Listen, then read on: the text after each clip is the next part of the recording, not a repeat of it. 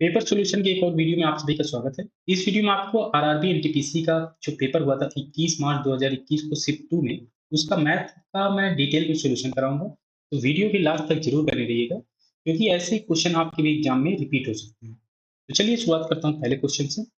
अगर आपने अभी तक चैनल को सब्सक्राइब नहीं किया है तो चैनल को सब्सक्राइब कर लीजिए और दोस्तों के साथ भी शेयर कर दीजिए।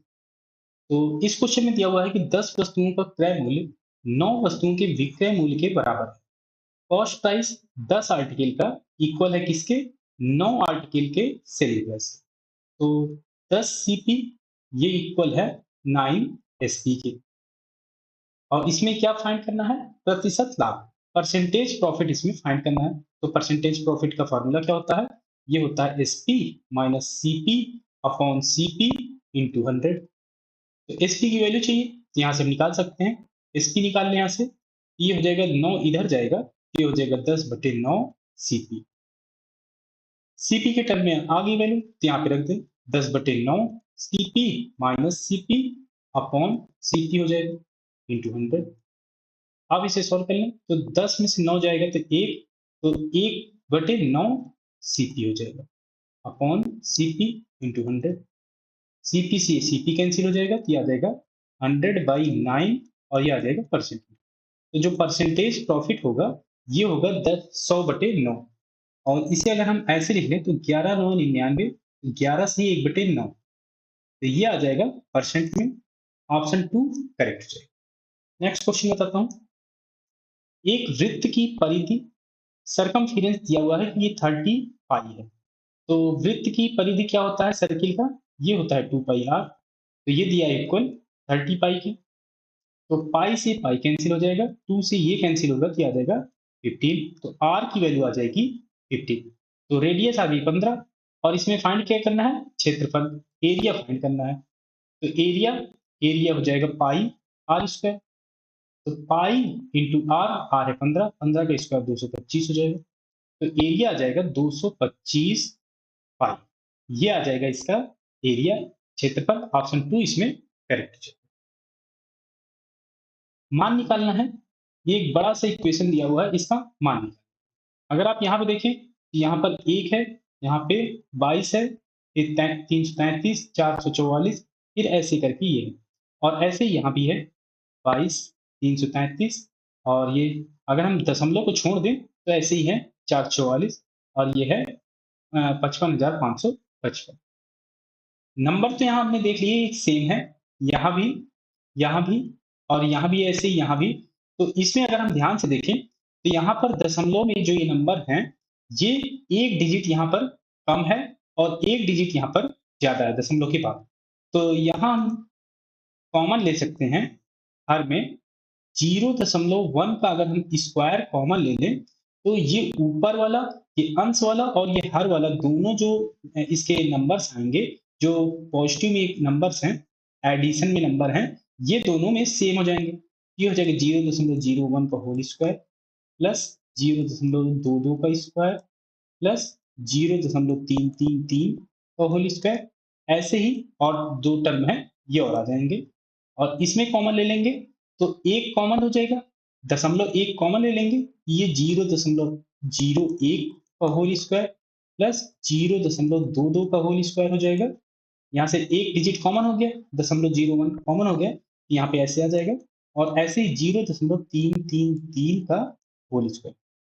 तो ये दोनों, ये भी और ये भी, दोनों सेम हो गए, तो इससे ये कैंसिल हो जाएगा। तो बचेगा क्या?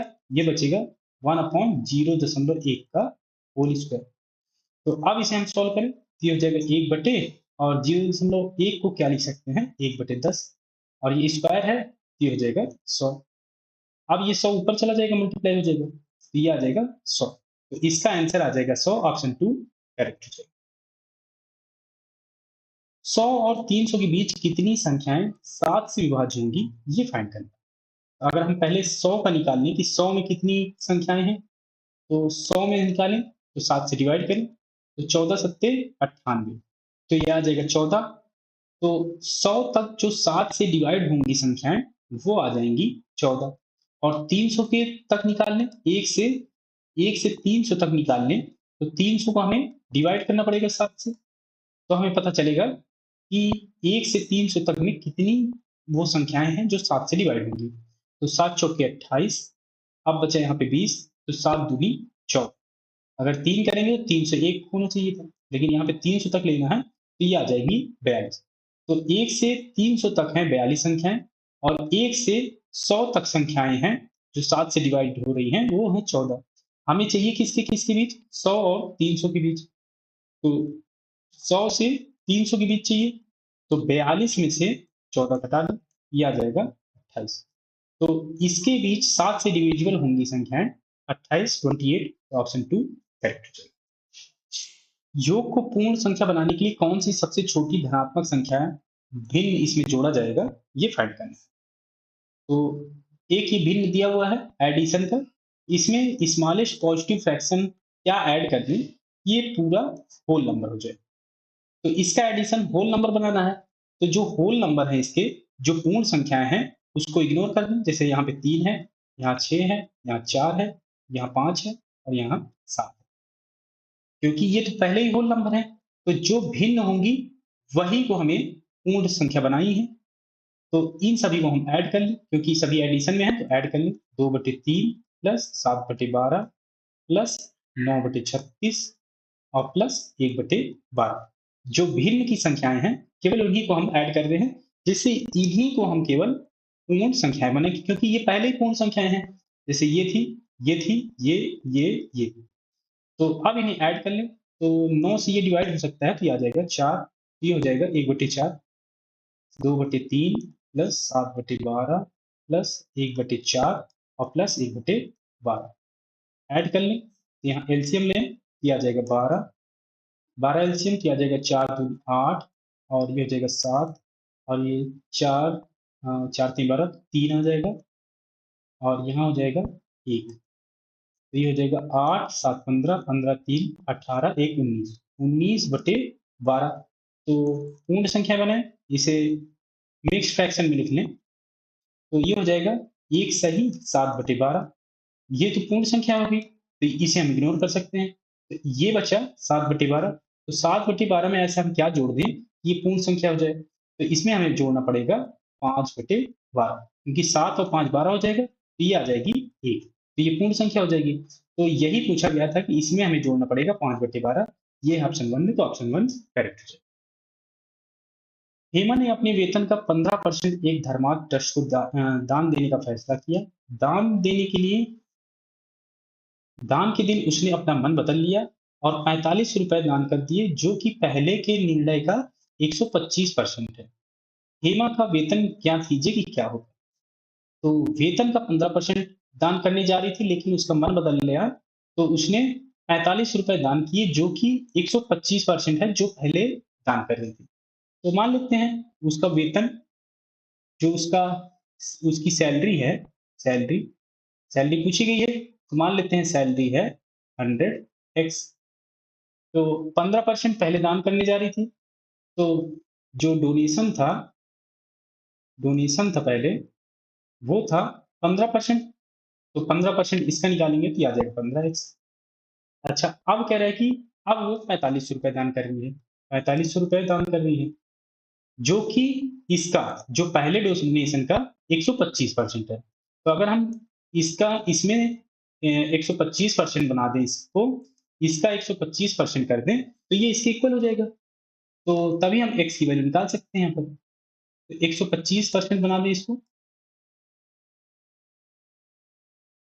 तो 5 से डिवाइड करें तो ये आ जाएगा 5, ये हो जाएगा 4, और 15 से इसे डिवाइड करें, 15 × 45, 300, और 5 से ये डिवाइड होगा, ये आ जाएगा 6, 7। तो x की वैल्यू यहाँ से निकालें, क्योंकि x यहाँ पर है, क्रॉस मल्टीप्लाई होगा तो 240।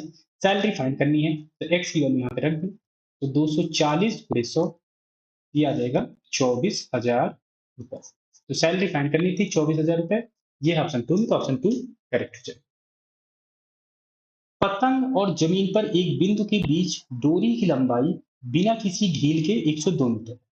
पतंग और जमीन पर एक बिंदु के बीच डोरी की लंबाई, तो पतंग है दो पतंग यहाँ पे कहीं होगी, और कह रहा है कि जमीन पर एक बिंदु है, जमीन पर यहाँ कहीं कोई बिंदु होगा, तो ये बिना ढील के ये है, यहाँ पे मान लेते हैं यहाँ पे बिंदु है, तो ये जो दिया हुआ है, ये दिया हुआ है 102 मीटर, 102 मीटर है। यदि डोरी समतल जमीन के साथ अल्फा कोण बनाती है, ये जो कोण बन रहा है ये अगर अल्फा है और tan अल्फा दिया हुआ है, tan अल्फा दिया हुआ है 15/8, तो पतंग की कितनी ऊंची है, कितनी ऊंचाई पर है ये फाइंड करें। तो ये जो ऊंचाई होगी, ये ये मान लेते हैं अगर ये h है, तो ये h की वैल्यू हमें फाइंड करनी है कि क्या होगी। तो tan अल्फा, तो लंब लंब बटे आधार, लंब अगर ये 15 है तो ये आधार 8 होगा। ये अगर 15 है और ये 8 है, क्योंकि ये 90 डिग्री होगा, तो पाइथागोरस से हम निकाल सकते हैं ट्रिपलेट से। ये 15 8 है तो ये 17 होगा। अगर ये 17 यूनिट थी तो ये 102 था, तो 17 गुणे 6, 6 से मल्टीप्लाई किया तो ये आ जाएगा 102। तो ये अगर 17 था तो ये 102 मीटर थी, तो 6 से मल्टीप्लाई कर दिए तब ये आ रहा था। तो 15, ये 15 यूनिट है और हाइट हमें फाइंड करना है, तो यहाँ भी 6 से मल्टीप्लाई करना पड़ेगा, तभी हाइट आ जाएगी।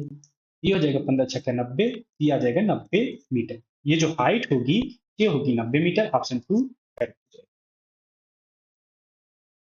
अभिव्यक्ति का मान निकालना है इसमें, तो इसमें ये क्वेश्चन दिया हुआ है we what mass, we what मास।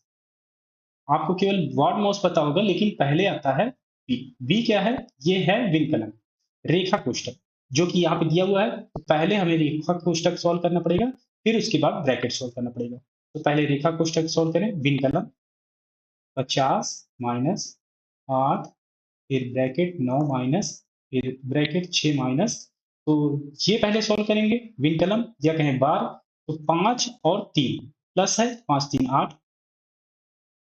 फिर ब्रैकेट क्लोज। अब विनकलम सॉल्व हो गया, तो अब ब्रैकेट, तो ब्रैकेट कौन सा सॉल्व करेंगे, जो सबसे छोटा ब्रैकेट हो। तो सबसे छोटा ब्रैकेट ये है, तो पहले हम इसे सॉल्व करेंगे। तो 6 में से 8 घटेगा तो ये आ जाएगा माइनस, -2 आएगा, ये आ जाएगा -2, इसकी जगह -2 रख दें, ये हो जाएगा, ये इक्वल है 50 माइनस, फिर ये 8, फिर ब्रैकेट 9, और ये माइनस माइनस प्लस हो जाएगा। अब इसे सॉल्व करें, 50 माइनस, और ये हो जाएगा 8, और ये ब्रैकेट, तो 9 2 11, ब्रैकेट के बाहर कोई साइन नहीं है तो ये मल्टीप्लिकेशन का माना जाता है, तो 8 गुणे 11, तो ये हो जाएगा 50 माइनस, और 11 अट्ठे 88, 50 में से 88 जाएगा तो ये आ जाएगा -38। तो ऑप्शन 2 इसमें करेक्ट है। किसी निश्चित राशि से 10% कटौती करने पर शेष राशि से 20% कटौती करने पर 36 रुपए बचते हैं, तो मूल राशि ज्ञात कीजिए कि क्या होगी। तो मूल राशि इसे फाइंड करना है, तो मूल राशि मान लेते हैं 100x है, क्योंकि यहाँ पे परसेंट में निकालना है तो 100x मान लेते हैं। तो 100x में कहा गया है कि किसी निश्चित राशि से 10% कटौती की जाती है, तो 10% काट ले इसमें से, तो 10 कट जाएगा तो 90x। अब कह रहे हैं कि शेष राशि से 20% कटौती करने पर इसमें से 20% और कम कर दे, तो 20% कम करना है, तो 100 में 20 घटाएं तो 80, 80 बटे 100, इतने से मल्टीप्लाई कर देंगे तो 20% और कम हो गया इसमें।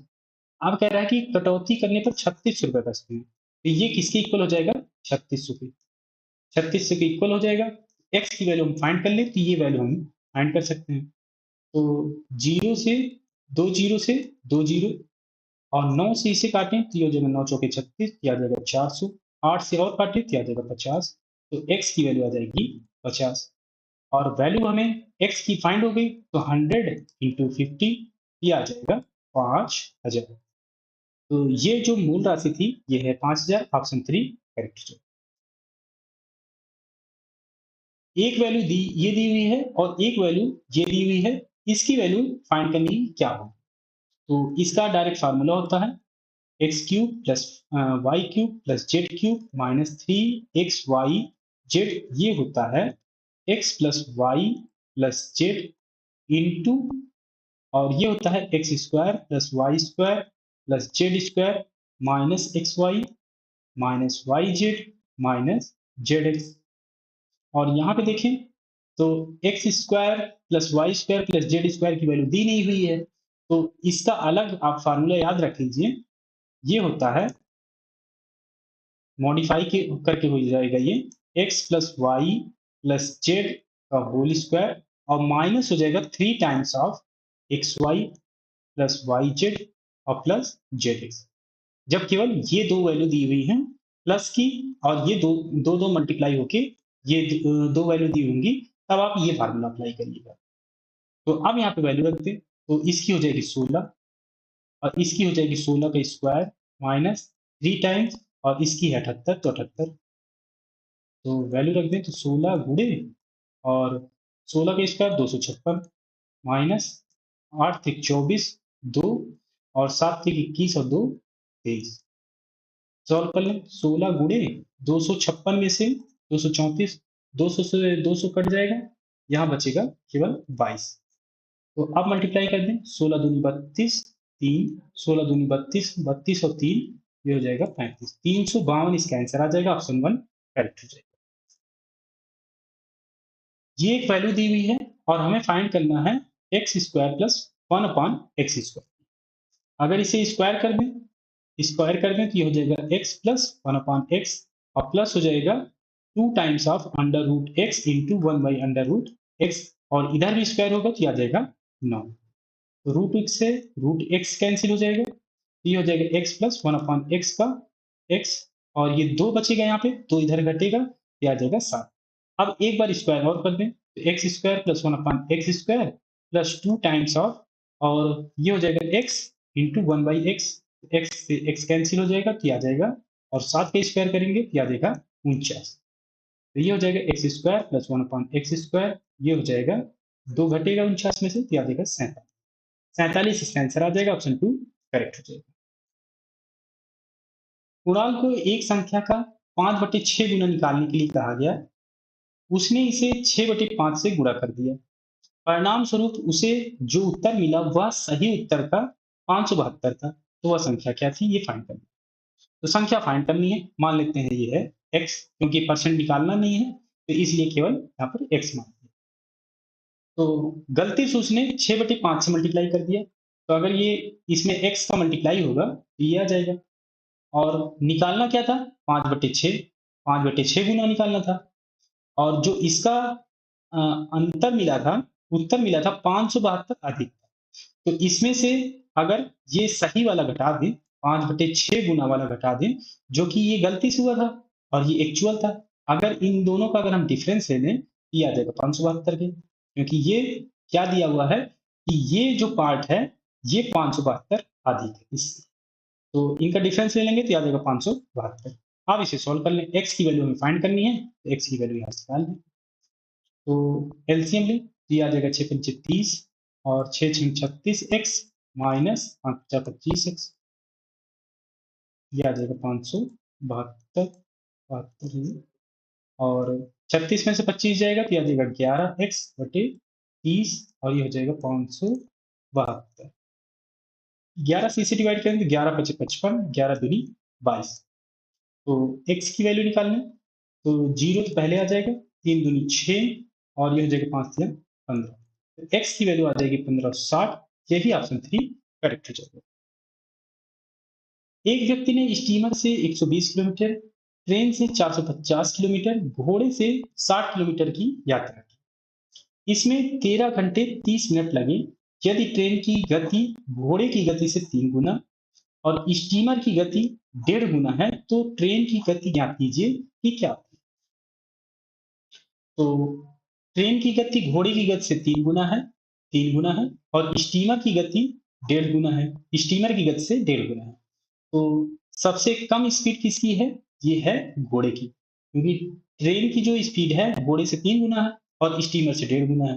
तो मान लेते हैं घोड़े की गति जो है, जो स्पीड है हॉर्स की ये है x, तो ट्रेन की कितनी हो जाएगी 3 गुना है, तो ये आ जाएगी ट्रेन की जो स्पीड होगी, स्पीड ऑफ ट्रेन ये हो जाएगी 3x और स्टीमर की कितनी हो जाएगी, स्पीड ऑफ स्टीमर ये कितनी है, किससे रिलेशन दिया हुआ है, ये दिया हुआ है ट्रेन से, 1.5 गुना है।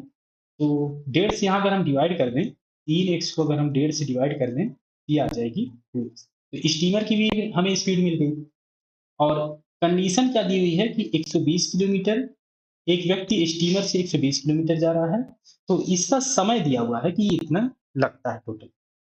तो स्टीमर से 120 किलोमीटर जा रहा है, तो सभी के समय को जोड़ लें।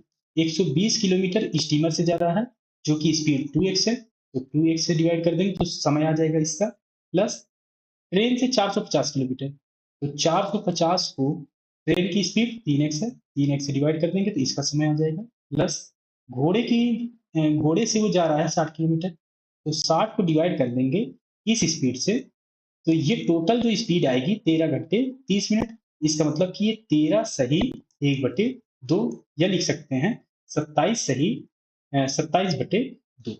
2 से ये डिवाइड होगा तो ये आ जाएगा 60, 3 से ये डिवाइड होगा तो ये आ जाएगा 150, डिवाइड नहीं होगा तो ये ऐसे ही रहेगा। तो 60 150 ये हो जाएगा 210 और 60 ये हो जाएगा 270 डिवाइडेड बाई एक्स। ये किसके इक्वल है? 27/2 की। तो 27 से इसे डिवाइड करें तो ये आ जाएगा 10, एक्स की वैल्यू यहाँ आ जाएगी 20।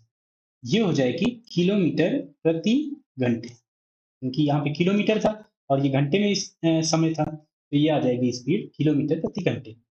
और फाइंड किसकी करनी है? ट्रेन की गति। ट्रेन की गति यहाँ पर है, ये है 3x, तो x की वैल्यू 20 है, तो 20 यहाँ 60 किलोमीटर प्रति घंटा इसकी स्पीड हो जाएगी। ऑप्शन 3 करेक्ट हो जाएगा। चक्रवृद्धि ब्याज की एक निश्चित दर पर 48 रुपए 4 वर्षों में 6,000 रुपए हो जाते हैं, तो समान चक्रवृद्धि ब्याज पर 12 वर्षों के बाद राशि क्या होगी, ये फाइंड करना है। तो चक्रवृद्धि ब्याज का फार्मूला लिख लें, ये होता है total amount principal into 1+r upon 100, और ये होल पावर हो जाएगा n। n कहें तो n है नंबर ऑफ ईयर्स, तो 4 वर्षों में 6,000 हो जाती है, तो टोटल अमाउंट हो जाता है 6,000। प्रिंसिपल पहले 4800 था और इंटरेस्ट रेट इसमें दिया नहीं हुआ तो आज ही मान लेते हैं, और समय लग रहा है उसको 4 वर्ष, या देगा 4। तो डिवाइड करें तो 2 जीरो से 2 जीरो कैंसिल हो जाएगा, ये हो जाएगा 60/48, और इसे अगर हम डिवाइड करें तो 12 से डिवाइड कर सकते हैं तो ये आ जाएगा 5 और ये हो जाएगा 4। तो इसको मिटा के 5/4 ही लिख देता हूँ, तो ये हो जाएगा 5/4, और ये किसकी वैल्यू आ गई है? 1+r/100 की होल पावर 4। और इसमें फाइंड क्या करना है कि समान चक्रवृद्धि ब्याज पर 12 वर्षों के बाद राशि क्या होगी, ये फाइंड। तो 12 वर्षों के बाद हमें फाइंड करना है, तो टोटल अमाउंट फाइंड करना है P इंटू इसी वाले फार्मूले में लगते हैं। तो P क्या है? ये है 4800, मूलधन जो है 4800 है, और 1+r/100 की पावर 12, इसकी वैल्यू हमें फाइंड करनी है। वैल्यू किसकी फाइंड होगी? इसकी फाइंड हो गई यहाँ पर। तो 1+r/100 की होल पावर 4, इसकी वैल्यू हम यहाँ पे रख सकते हैं। तो ये कैसे रख सकते हैं? तो इसे रख सकते हैं ऐसे, 4800 गुणे 1+r/100, और ये होल पावर 4 कर दें, और इसकी भी पावर अगर हम 3 कर दें तो ये इसकी इक्वल हो जाएगा। और इसकी वैल्यू हमें फाइंड है, ये है 5/4, तो यहाँ पे हम रख दें, ये हो जाएगा 4800 गुणे, ये क्यूब है तो 5/4 का 3 बार मल्टीप्लाई हो जाएगा, 5/4 का 3 बार मल्टीप्लाई हो जाएगा। तो अब इसे सॉल्व कर लें, तो 4 चौके 16, 16 से इसे डिवाइड कर दें, ये आ जाएगा 300, और 4 से इसे और डिवाइड करें, ये हो जाएगा 75। तो 75 गुणे 5×5 = 25, 5 125, 125 से मल्टीप्लाई करना है, तो लास्ट डिजिट निकालना है, तो 5 गुणे 5, तो लास्ट डिजिट जो आएगी वो आएगी 5। और ऑप्शन अगर देखें तो केवल ऑप्शन 4 में ही जो लास्ट डिजिट है ये है 5, तो हमें एक्चुअल वैल्यू निकालने की यहाँ पे जरूरत नहीं है कि क्या आएगी। अगर आप निकालेंगे तो यही 9375 आएगा, तो यही ऑप्शन 4 करेक्ट हो जाएगा। किसी धातु के 3 घन जिनके किनारे क्रमशः 3, 4 और 5 हैं, इन्हें पिघलाकर एक घन बनाया जाता है। यदि इस प्रक्रिया में धातु की कोई हानि नहीं होती है तो नए घन की भुजा ज्ञात कीजिए कि क्या होगी। तो वॉल्यूम हमेशा सेम होता है। जब भी घन को एक एक फॉर्म से दूसरे फॉर्म में पिघलाकर बनाया जाएगा, एक बड़ा घन बनाया जाएगा, कई घन को पिघलाकर बड़ा घन बनाया जाएगा, या छोटे छोटे और भी घन बनाए जाएंगे, तो उनके वॉल्यूम हमेशा इक्वल होंगे। तो 3 घन इसमें बनाए जाते हैं, तो तीनों का वॉल्यूम निकाल ले। तो पहले घन का क्या आएगा? भुजा का क्यूब होता है वॉल्यूम, वॉल्यूम कहें या कहें आयतन। तो आयतन भुजा का क्यूब होता है, तो 3 का क्यूब हो जाएगा प्लस 4 का क्यूब प्लस 5 का क्यूब, और ये इक्वल हो जाएगा जो बड़ा घन बनाया जाता है उसके भुजा के क्यूब की। मान लेते हैं उसका भुजा है ए, ये हो जाएगा ए का क्यूब की इक्वल हो जाएगा। तो अब इसे हम सॉल्व कर लें। तो 3 का क्यूब 27, 4 का क्यूब 64, 5 का क्यूब 125, ये हो जाएगा ए का क्यूब। तो इसे ऐड करें तो 5 4 9, 9 7 16, एक आ गया, 2 1 3, 3 और 6 9, 9 2 11, एक आया, और 1 1 2, 216 ए क्यूब की इक्वल हो गया। तो क्यूब रूट लें तो ये 216 जो होता है ये है 6 का क्यूब। तो भुजा जो आएगी वो आ जाएगी 6, और ये सेंटीमीटर में था, तो ये हो जाएगा सेंटीमीटर। यही हमें फाइंड करना था, ऑप्शन 3 करेक्ट हो जाएगा। दिए गए आंकड़ों का माध्यिका ज्ञात कीजिए कि माध्यिका क्या होगी। मीडियन फाइंड करना है, तो मीडियन क्या होता है? पहले इसे नंबर देख लें, कितने नंबर्स हैं इसमें। 1 2 3 4 5 6 7 8 9 10, 10 हैं टोटल। टोटल जो संख्याएं हैं वो हैं 10। तो इसकी जो माध्यिका होगी वो हो जाएगी n/2वां पद प्लस n/2 प्लस 1वां पद। जो ये पद आएंगे उनको डिवाइड करना पड़ेगा 2 से। तो n/2वां पद क्या हो जाएगा? पांचवा पद, पांचवा पद प्लस छठा पद, एक बढ़ाएंगे तो छठा पद, छठवां पद, और डिवाइड करना पड़ेगा 2 से। और ये पांचवा और छठा पद कैसे निकलेगा? जब इसे हम लिखेंगे बढ़ते हुए क्रम में, या कहें कि असेंडिंग ऑर्डर। तो पहले हम इसे असेंडिंग ऑर्डर में लिख लें। तो सबसे छोटी नंबर यहाँ पे केवल 2 है, 2। फिर उसके बाद 2 के बाद क्या आएगा? 32 48 20 16 14, फिर आएगा 14, फिर देखें तो 16 आएगा, फिर 18 आएगा, फिर आएगा 20, एक और बार 20 है। तो हमें कौन सा पद चाहिए? पांचवा और छठा। तो इसमें देखें 2 2 4 5 6, तो पांचवा और छठा, पांचवा ये हो जाएगा, छठा ये हो जाएगा। तो यही हमें फाइंड करना है, और आगे लिखने की हमें जरूरत नहीं है, क्योंकि हमें केवल चाहिए पांचवा और छठा। यहाँ से हम निकाल लें तो 20 और 20 40 हो जाएगा, 40 को 2 से डिवाइड करेंगे तो आ जाएगा 20। तो यही मीडियन आ जाएगी 20, ऑप्शन 3 करेक्ट हो जाएगा। एक समबाहु त्रिभुज की भुजा 10 सेंटीमीटर है, तो इसकी ऊंचाई क्या होगी ये फाइंड करें। तो ऊंचाई होती है किसी भी समबाहु त्रिभुज की, ये होती है a इंटू √3/2। ए क्या है? ये है भुजा, भुजा है 10, तो 10 यहाँ पे रख दें।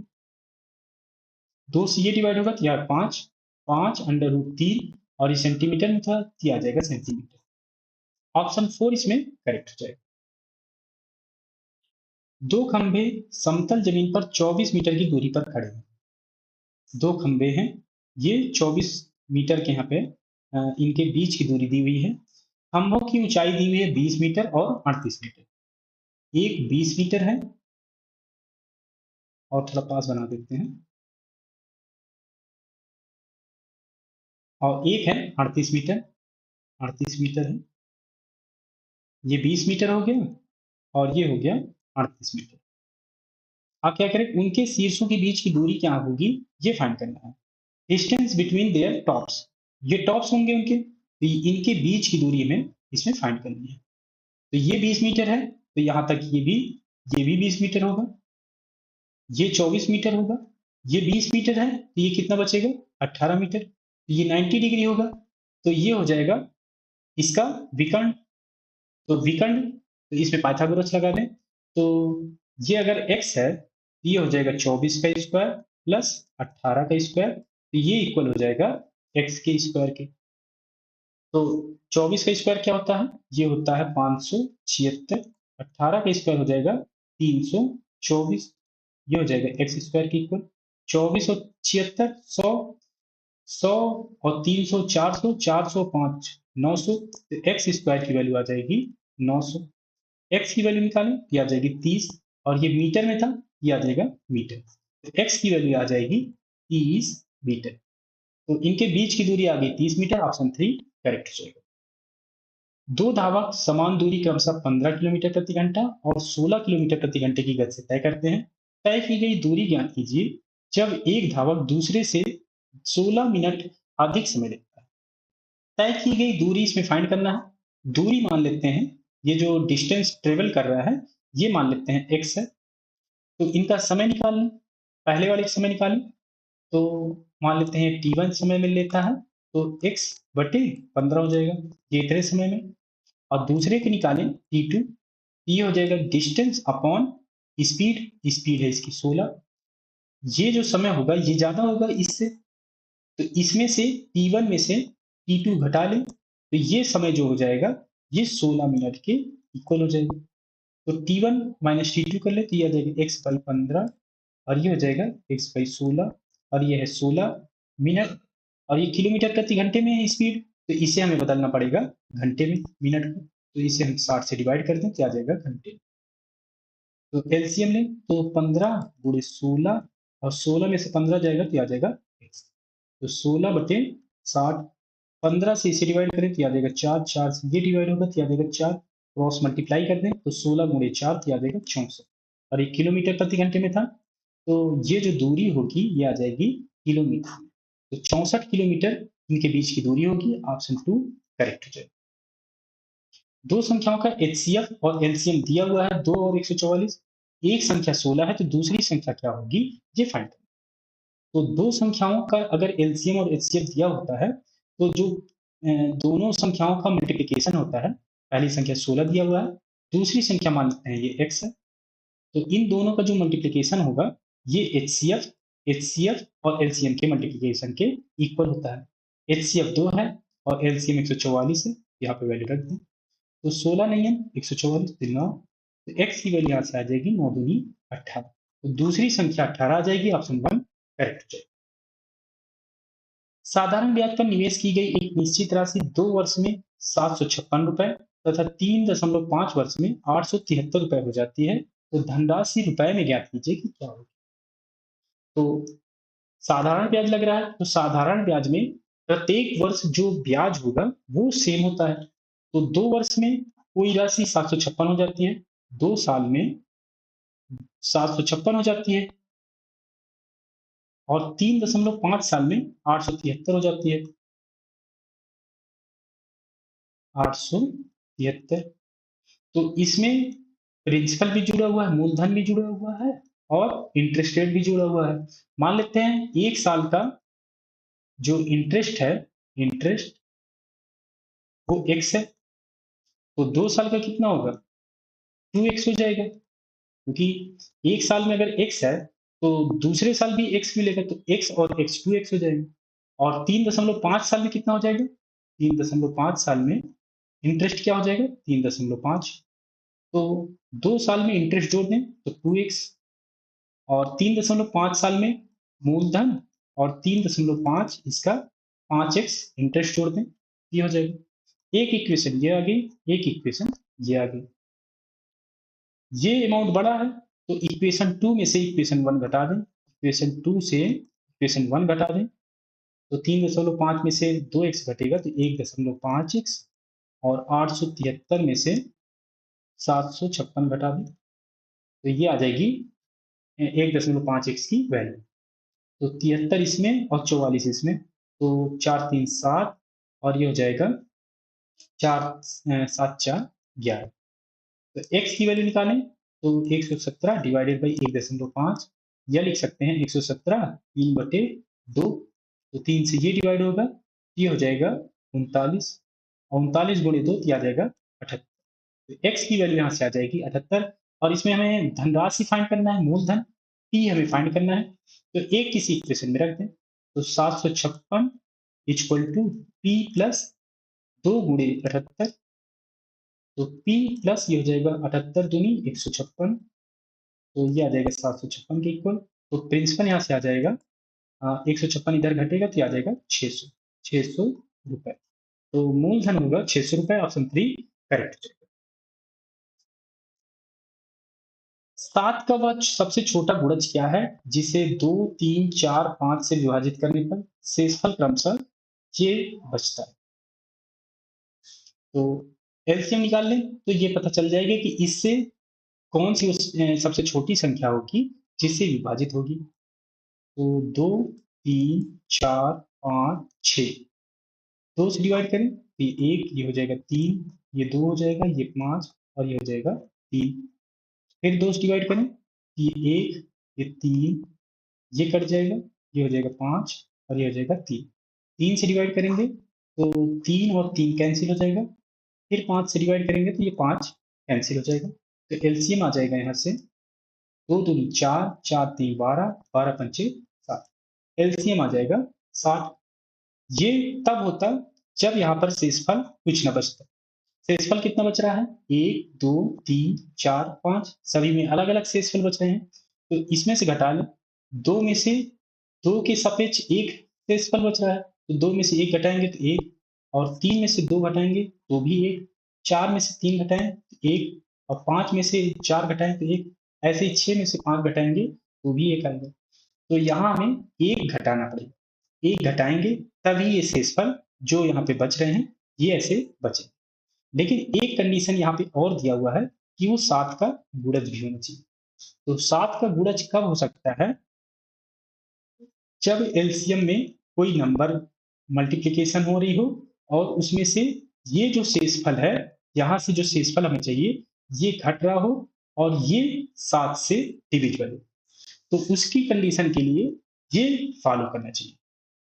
तो अगर n की वैल्यू ले लें, 1 ले लें, n की वैल्यू अगर 1 ले लें तो 60 में से 1 जाएगा तो ये आ जाएगा 59, 59 7 से डिवाइड नहीं होगा तो ये वैल्यू इनकरेक्ट हो जाएगी। n की वैल्यू 2 ले लें, n की वैल्यू 2 ले लें तो 60 दूनी 120, 120 में से 1 जाएगा तो ये आ जाएगा 119, और ये 7 से हम डिवाइड करके देखें तो 17 सत्ते 119, तो ये 7 से डिवाइड हो जाएगा, तो यही जो नंबर होगा 119 यही आएगा इसका आंसर।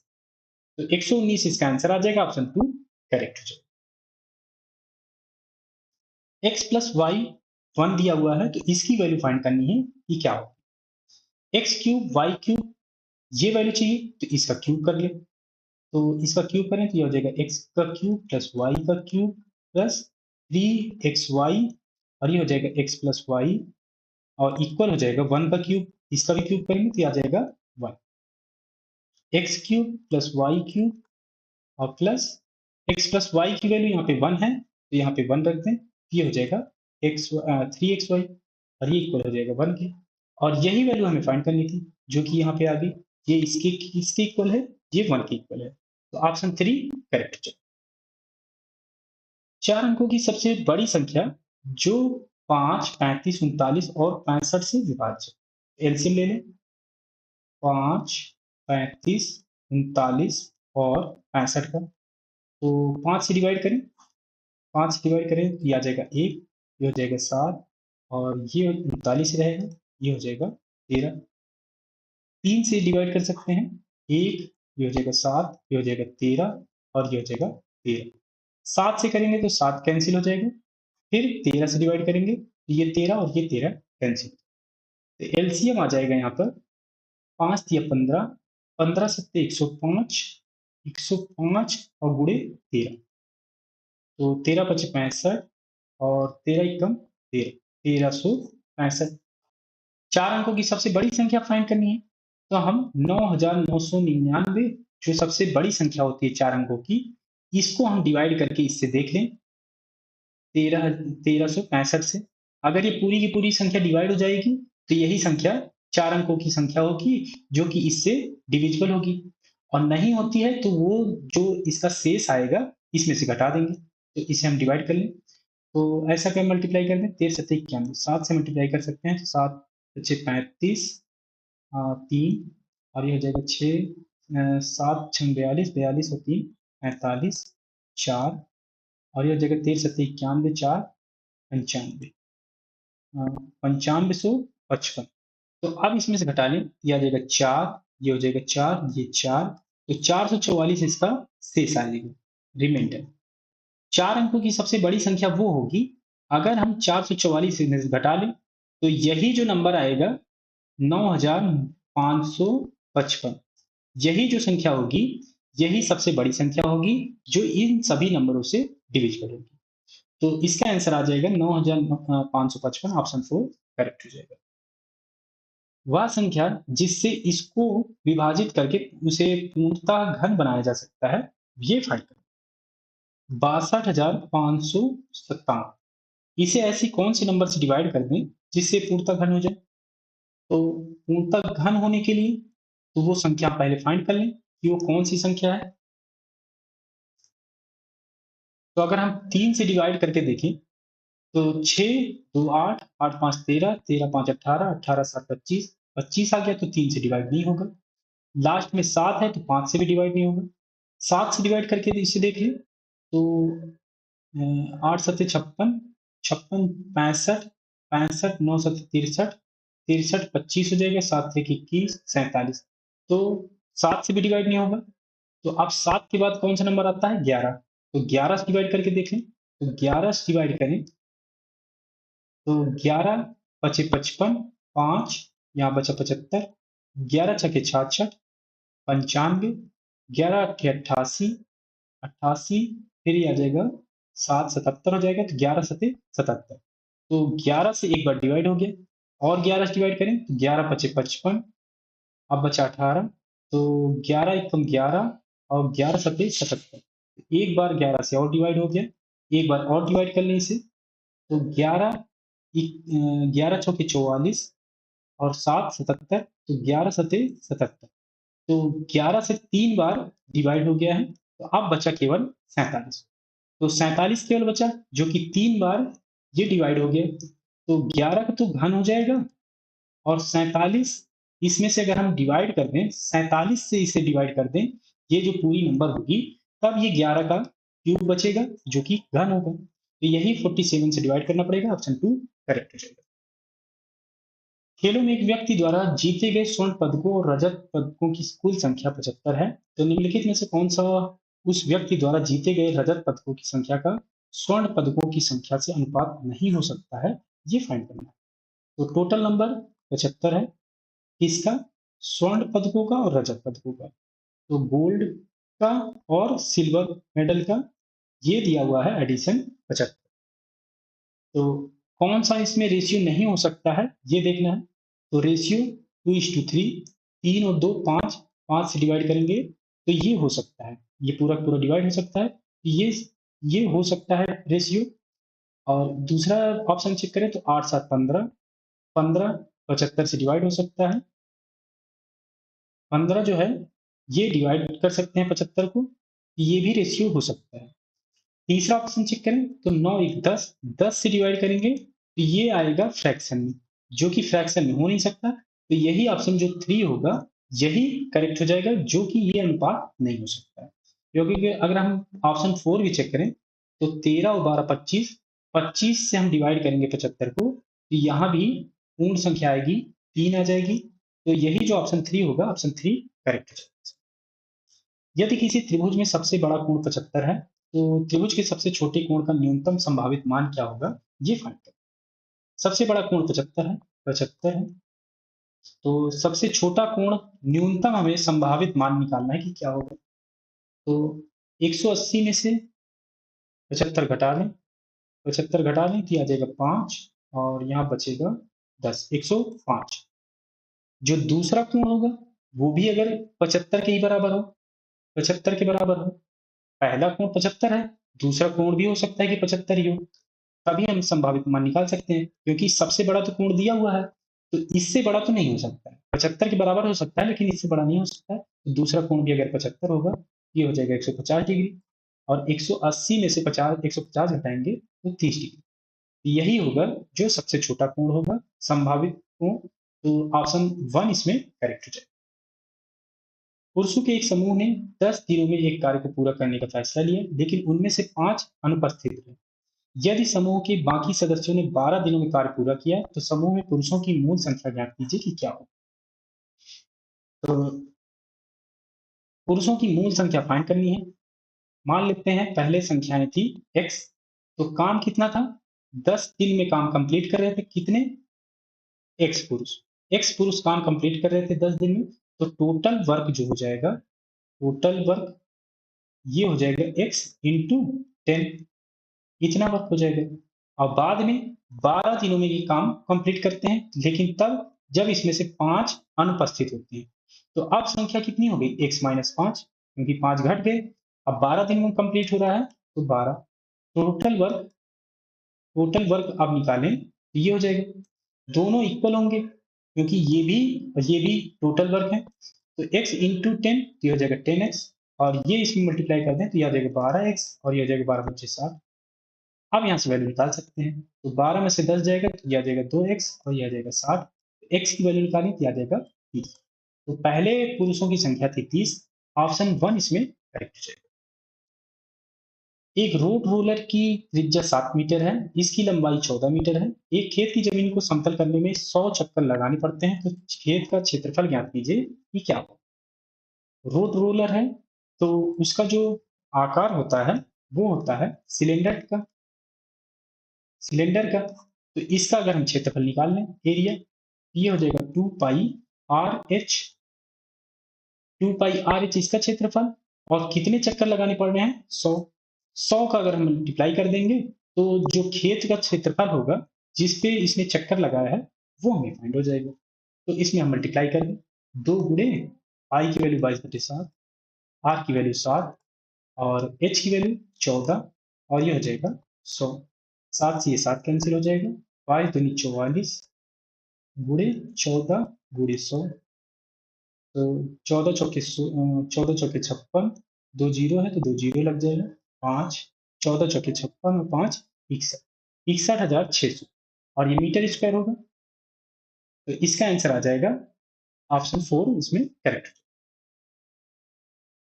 एक ये तालिका दी हुई है, विभिन्न ब्रांडों की घड़ियों का बिक्री को दर्शा रही है। 14 से 18 के बीच किस ब्रांड की घड़ियों में बिक्री में सबसे अधिक प्रतिशत परिवर्तन हुआ, ये फाइंड करना है। तो 14 से 18 के बीच हमें कंपैरिजन करना है। तो टाइटन का देखें तो 366 से ये 288, तो घटाएं इसको। तो 366 में से 288 घटाएं तो 12 ये ज्यादा है, 12 ज्यादा हो जाएगा तो 88, 88% तो प्रतिशत निकालना है। तो 366 से चेंज हुआ है, तो ये है टाइटन का। पहले इसे हम लिख लेते हैं, बाद में सॉल्व करेंगे। और फर्स्ट ट्रैक में देखते हैं, तो 205 से 202, सबसे अधिक हमें फाइंड करना है कि सबसे अधिक प्रतिशत परिवर्तन किसमें हुआ है। तो ये तो लगभग बराबर ही रहा है, तो यहाँ हमें निकालने की जरूरत नहीं है, क्योंकि यहाँ पे तो अधिक होगा नहीं, क्योंकि लगभग बराबर आएगा तो जीरो ही आएगा इसका जो डिफरेंस आएगा। टाइम एक्स का निकालें तो 247 से 255 जा रहा है, तो लगभग इसमें भी बराबर ही रह रहा है, इसको भी निकालने की जरूरत नहीं है। और फॉसिल में देखें तो 96 से 126 हो रहा है, तो 126 में से 96 घटाएं तो 30, इसमें से हो रहा है 96, तो ये मल्टीप्लाई हो रहा है 100 से, तो ये लगभग 100 के बराबर है, तो ये लगभग आएगा 30% के इक्वल। और इसे सॉल्व करें, परसेंट में निकालें, क्योंकि दो ही बचे हुए हैं, फॉसिल और टाइटन, इन्हीं में देखना है कौन सबसे ज्यादा अंतर हो रहा है। तो ये है लगभग 90 के, और ये मान लें ये है 360 हो जाएगा गुणे 100। तो ये 4, तो 4 से 1 घटेगा तो ये आ जाएगा, कटेगा तो 25 आ जाएगा। इसमें 25% के लगभग आ रहा है। लगभग वैल्यू निकाल लें, क्योंकि दूरी मतलब जो डिफरेंस है वो ज़्यादा है, तो यहाँ पे लगभग 25% है, और ये है लगभग 30%। तो इसमें सबसे ज़्यादा डिफरेंस आ रहा है, तो यही ऑप्शन 3 करेक्ट हो जाएगा। सेम क्वेश्चन है, उसी में के एक और क्वेश्चन दिया हुआ है कि दिए गए विकल्प में से कौन सा विकल्प पिछले वर्ष की तुलना में बिक्री में अधिकतम प्रतिशत वृद्धि दर्शाता है। तो पिछले वर्ष की तुलना में इसमें फाइंड करना है कि पिछले वर्ष की तुलना में इसमें सबसे ज्यादा प्रतिशत वृद्धि होती है। डिफरेंस देखना पड़ेगा, सभी का डिफरेंस देखना पड़ेगा, प्रतिशत वृद्धि देखना है। तो इसमें अगर हम देखें तो यहाँ 32 का हो रहा है लगभग, यहाँ पे कम हो रहा है तो जरूरत नहीं है, यहाँ पे बढ़ रहा है तो ये 100 हो जाएगा, और यहाँ पे घट रहा है तो इसकी जरूरत नहीं है, यहाँ पे घट रहा है, यहाँ पे घट रहा है, फिर यहाँ पे बढ़ रहा है। यहाँ पे देखिए, अगर आप देखें तो 175 से 312, तो 12 ये और 125 ये, तो 112 और 125 और 12, 137 का डिफरेंस है, फिर घट रहा है। और यहाँ पे थोड़ा है तो इसकी भी जरूरत नहीं, क्योंकि 137 से काफी कम है। यहाँ पर 103 के लगभग बोल रहा है, जो कि ये ज़्यादा वैल्यू बड़ी है, फिर ज़्यादा है, थोड़ा कम है, फिर ऐसे ही यहाँ पे थोड़ा ही है, ऐसे ही यहाँ पे भी है। तो केवल दो यहाँ पे 137 है। पिछले वर्ष की तुलना में देखना है प्रतिशत वृद्धि। तो पिछले वर्ष की तुलना 137 डिवाइडेड बाई 175 पूरे 100 होना चाहिए। और एक वैल्यू यहाँ पे देखें तो 100 है। तो 100 को अगर हम परसेंट में निकालेंगे तो 312 से बढ़ रही है, तो 312 गुणे 100, ये 137 है, ये ज्यादा बड़ी वैल्यू है। और जो जिससे ये डिवाइड हो रही है कम हिस्से, तो यही यही जो होगा, यही सबसे ज्यादा परिवर्तन होगा इसमें, सबसे ज्यादा यही वृद्धि करेगा इसमें। तो इसे भी हमें सोल्व करने की जरूरत नहीं है। तो ये किस में था? ये है फास्ट ट्रैक में, और ये कब था? 2017। तो फास्ट ट्रैक 2017 ऑप्शन 1 करेक्ट है। 5.37 घंटे को घंटे, मिनट और सेकंड में लिखना है कि कैसे लिखना है, ये हमें फाइंड करना है। तो 5.37 घंटे है, तो 5 घंटे तो ये हो ही गया। और 0.37 है, तो 0.37 को 37/100, तो इसे मिनट में बदल लें तो 60 से मल्टीप्लाई करना पड़ेगा, 0 से 0, तो ये हो जाएगा 7×6 = 42, 4 और 6×3 = 18, 4 22/10, 10 से डिवाइड करें तो ये हो जाएगा 22.2। तो 22 मिनट तो यहाँ आ गया, तो 5 घंटे और 22 मिनट।